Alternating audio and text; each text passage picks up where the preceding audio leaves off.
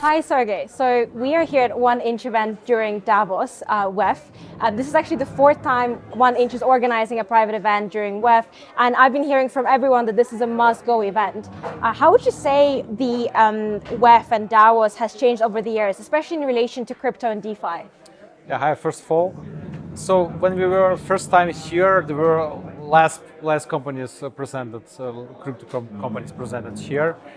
A year later, I have seen bigger guys joining, also Circle with a big house, and some other. And we always have been here organizing some nice we're here meetup. before everyone else.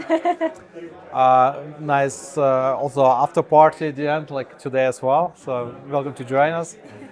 And yeah, and then 1 year after, we have seen less crypto companies participating. They were more focused maybe to build something. I don't know. We have seen a crypto winter, and yeah, nowadays I see a lot of other Web3 DeFi startups here, companies participating and getting more attention from other. I would say other industries, yeah. So who wants also to discover? Absolutely, and we'll talk about the attention that the crypto has been getting in a bit. But first I want to ask about the recent partnership between 1inch and Bruce Lee Foundation. I'm a huge fan of Shannon Lee and her book about her father. Tell us a little bit more about why Bruce Lee Foundation? Why Bruce Lee is because Bruce Lee is our legacy and the source of our kind of motivation to make something highly efficient. 1inch was named after like the 1inch punch from Bruce Lee. He did everything like a pro, and we want to offer the same to everyone. And we just choose the name what makes the most sense for us at least. So, and it was logical for us to make this relationship publicly and to make a nice collaboration with Bruce Lee. We are really happy. We launched a nice video to highlight, take everything seriously, especially crypto, take crypto seriously. So, and yeah, in Hong Kong, we announced last year the partnership. Shannon was with me on a panel discussion. Then after the announcement, it was really great. We got huge insights of Bruce Lee person, how he was, and I got some more nice insights, what I really appreciate. Yeah. So yeah, we are looking to continue to work with Bruce Lee Foundation to make more things, to get Shannon on the stage, to tell everyone about the philosophy of Bruce Lee. It's very familiar with our philosophy of decentralized finances. We do everything more efficient than everything out there, like compared to the traditional finance, for example. And we also try to work into the direction of ownership, and of more about non-custody approach, where you don't have to trust anyone and you own your assets, and you don't have to trust any intermediates. So these kind of things are very familiar to the philosophy of what we have seen from Bruce. No, it's incredible, and I absolutely love the kind of the thought that you guys have put in behind the brand and what it represents. And actually, I mean, 1inch has been created 5 years ago, and my next question is, between 5 years ago and today, how has the crypto world changed? It changed a lot. When we started, it was just a fun idea. We worked more than 1 year for nothing, so we were just normal guys. We are still normal developers. We worked in the nights, day over, we had normal jobs, and we tried to improve the space because we were the users of this space, and we have seen a lot of super terrible user experience implementations in MetaMask and other wallets. Also, especially for swaps, was very terrible experience, and also bad quality, I would say. And we started to improve it, and we did a lot. So we moved from our point of view, our team, the whole 1inch contributor team, changed the whole decentralized finance industry Without us, I don't think so that someone will be there who would do similar things. If you look back, when we released something, other came after us with the same approach, trying to implement Trying the to same. copy. Yeah, and I'm really happy that I had the chance to do that. So I'm not saying that we are only one who is doing something in the space. It's not true. A lot of other nice guys are there who are building really beautiful things and useful things.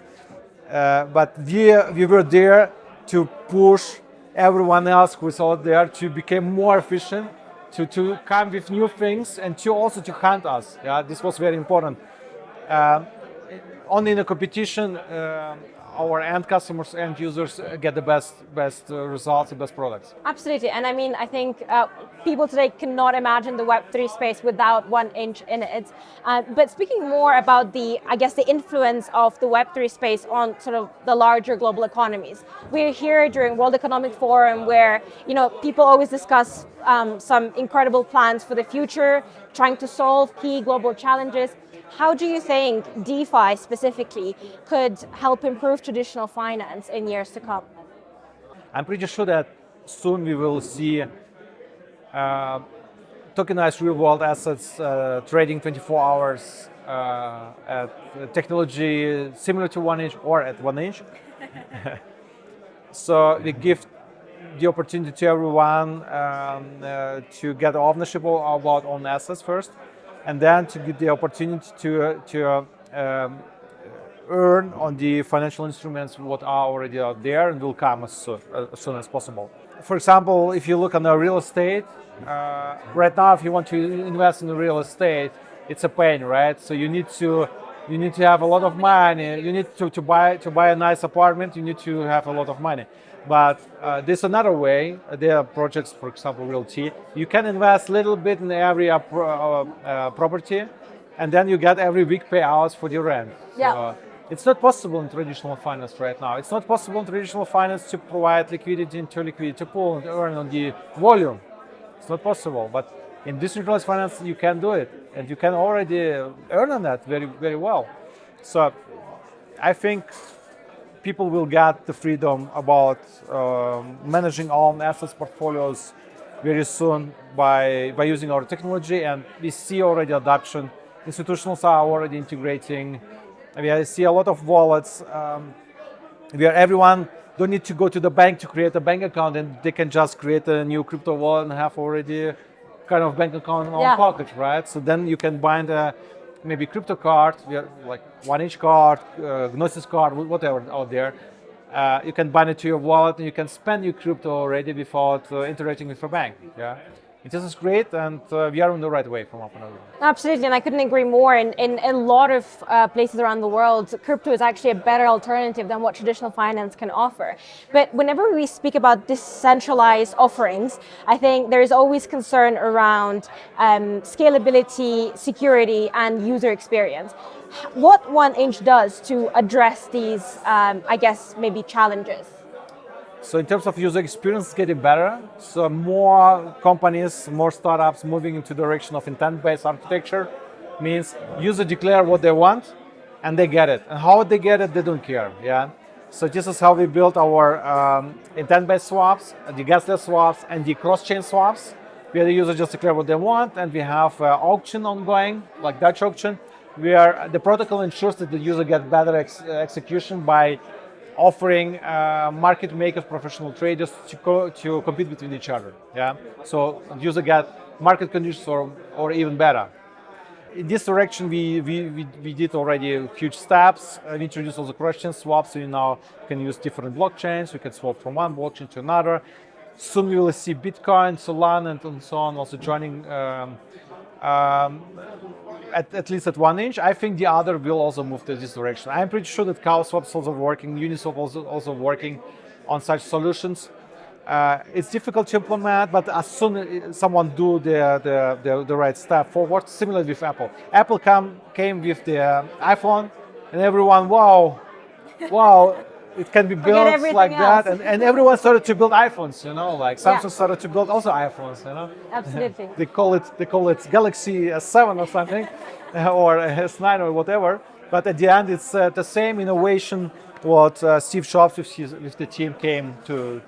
Already said, also institutionals are already adopting. Banks offering, Signum Bank in Switzerland, offering you bank account and also your crypto wallets. You can just store in custody manner the wallets and also trade. So it's really great from our point of view right now on the market. Amazing. And I mean, whenever we talk about also decentralized offerings, there is a question of like regulations and what role do they play. As we obviously have seen, for more centralized entities, regulations have been playing a huge role in the past year. How do you think regulations will continue maybe impact the development of decentralized products? So in terms of what's going on right now in the US, where the US president launched on Memecoin, I don't know. Feels like a random thing, Wild West story. Absolutely.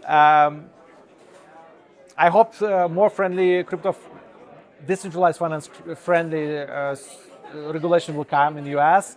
And then all other countries will also look on it similar to US, because US is huge, right? And normally, if US decides something, and other countries look on the US and try to adapt as well. So I hope US will innovate in this field, so other countries can join, and we will see better understanding of decentralized finances, and also proper regulation for this decentralized finance, because the current regulation cannot be applied, because, for example, Uniswap cannot get access to the liquidity of the users, right? Cannot freeze, can do anything. So there's no ownership of the assets, means it needs to be regulated differently. Yeah. In terms of non-custody swaps, where there are no intermediates, there's just user, the protocol, and someone who settle, like professional market makers, who fill the orders. It's also kind of different thing, different approach, and we need proper regulation. We are working from our side already with VARA regulator and also the Swiss regulator to adopt this technology and make it mainstream. And I hope in the next 5 years we will see stock trading on our tech. Yeah. Wow, well, looking forward to 24/7. that. I mean, you've already mentioned it. Obviously, the now President of the United States and actually the First Lady of the United States have both launched a Memecoin. We also hit an all-time high for Bitcoin, and that's just the first month of the year. What do you think we can expect in 2025? At the end of 2025, I'm looking for $1 million for Bitcoin, at least. 1 million. Yeah, 1 million, yeah. From the feeling, it will go wild, really, yeah. My 11 years old nephew wrote to me, Sergej, buy Trump. 11 years old. 11 years old, Oh and what's going on? I checked that there was a listing on Binance. I just bought for 50K or something. Now he deserves Every word. some money, because I sold it a little bit later. But it was really funny to hear that my 11 years old nephew understands that something is going on.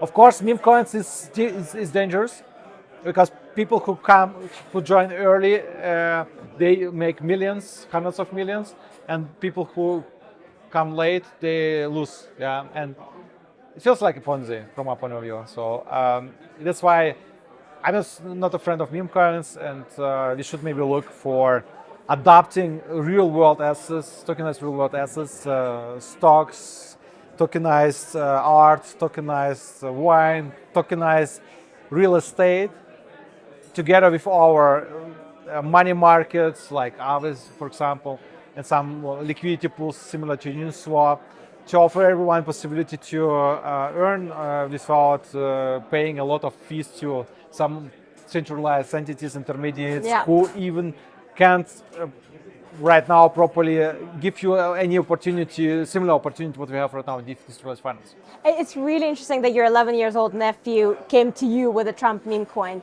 And I think, if anything, for people outside of crypto, I think it confused them maybe even more than explained what Web3 is about. I've interviewed a couple of people from regulatory bodies, from traditional finance, and when I ask them, why do you attend Web3 events during WEF, they just say that they want to educate themselves, they want to understand the industry. From your experience, and obviously you're talking to regulators, to a lot of institutions, what is the main misconception that people outside of crypto have about the sector? So, in terms of regulators, they need education. They have some of them have no idea about our industry. They don't understand really. They have zero idea how does it work, and we need to fix it. That's the thing. And some regulators understand this. BaFin in Germany understands very well. Switzerland regulator, water regulator, very open for new innovations, understand, and also look to adapt. Yeah. So yeah, we need to work a little bit on education, but I think they will educate by themselves. As soon bigger industries like bigger countries like US start to adopt this new technology, because this is future. Like our financial industry was built how it is right now because they had only these instruments. Now we got new instrument. This is blockchain. We've got to adapt. And it's getting adopted, similar to internet adoption. Like everyone was speaking about internet. Who needs internet? Now you have internet. You can't imagine a life without you cannot even live without internet. Right now. 100%. So that's why the same with the blockchain. No, absolutely.